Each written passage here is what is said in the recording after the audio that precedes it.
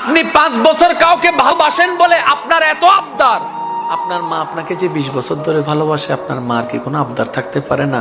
আপনার বাবার কি কোনো স্বপ্ন থাকতে পারে না?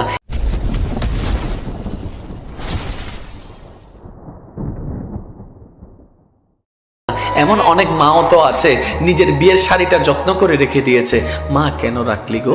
মা বলে যে আমার ছেলের জন্য যখন আমি বউ আনবো, আমার শাড়িটা দিয়ে কিন্তু আমি বউটা আনবো। এই স্বপ্নটা কখন থেকে দেখছেন জানেন? যখন আপনি কোলে ছিলেন।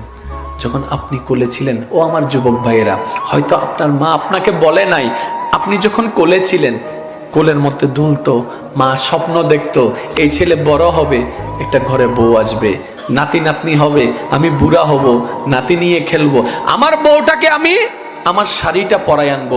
20 বছরের স্বপ্ন আপনি ভেঙে দিচ্ছেন মাত্র 5 বছরের কারণে।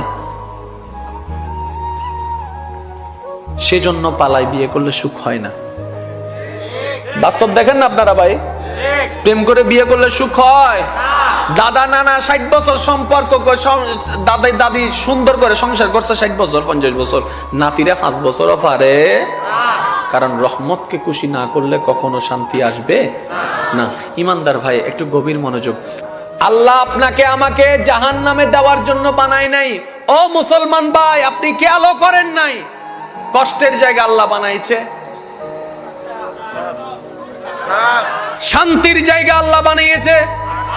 কিরে আল্লাহ, তুমি একটা কেন বেশি বানাইলা শান্তির জায়গা? আল্লাহ বলে যে আমি তো ইঙ্গিত দিয়ে দিছি আমার বান্দাদেরকে, জান্নাত একটু পাবলিক বেশি হবে, তো জায়গাটাও বেশি লাগবে, জায়গাটাও বেশি লাগবে, জায়গাটা। কেন আপনি ভয় পাচ্ছেন কবর নিয়ে? কেন আপনি ভাবছেন করছেন হাসর নিয়ে?